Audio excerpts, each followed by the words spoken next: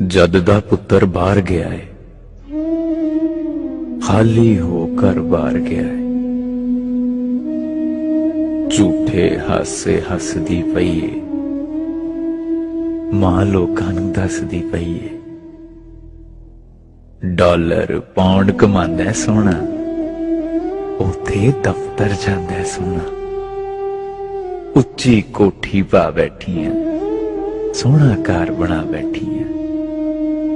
कुल्ली छड़ के कोठी पाई है, कीती सारी उस कमाई है। घर पराडो भी गल लई है, उंज भी नौकर चाकर कई है। प्यो दा भार उठा लिया सोने, इन्ना कुछ कमा लिया सोने। जद भी शहर में जानी आ, लखां दे विच लानी आ। हुण कादा परदेस नहीं अड़िए, बाहर भी अपना ही देश नहीं अड़िए। ओदी काल भी आंदी है, डेली गल हो जाती है। जद भी कोई मजबूरी होवे, उदा आउण जरूरी होवे, 2 घंटे च आ जांदा है, सारे काम निपटा जांदा है। इन्ने विच 2 हंझू डै पे, इंज निकले के बोलन डै पे। फिर मां सच सच बोलने लग पई, दिल दे जख्म फरोलने लग पई। बारों बार ही जींदे आड़िए, अंदरों तो वो मार गया है। जद दा पुत्र बाहर गया है, खाली होकर बाहर गया है। रोटी ठंडी खांदा नहीं सी, कपड़े मैले पाउंदा नहीं सी। नींदर दा बड़ा पक्का सी ओ, सुबह मसीती जांदा नहीं सी। इन्ना गुस्सा करदा सी, गल गल उत्ते लड़दा सी।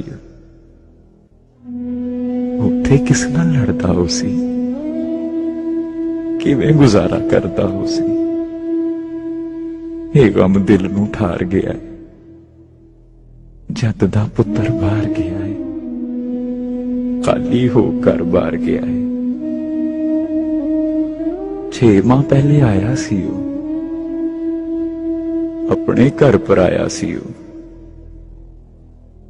रोटी ठंडी खा लैंदा है, कपड़े मैले पा लैंदा है। जितन वाला हर जांदा है, हुण ते हर गल जर जांदा है।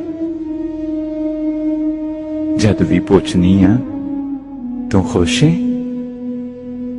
हस के चुप जिहा कर जांदा है। मैं ते ओदी मां वाली है, अदब दी ओदी थां वाली है। मेरे अगे बोलदा नहीं, अंजुआं दे दर खोलदा नहीं। मैं दुखी ना हो जावां, हस हस वक्त गुजार गया है। जद दा पुत्र बाहर गया है, खाली होकर बाहर गया है। मैं उन्होंने पहचाननी आ, मैं ते हर गल जाननी आ। आ खोले परदेस नहीं अड़िए, देस ते हुंदा है देस नहीं अड़िए।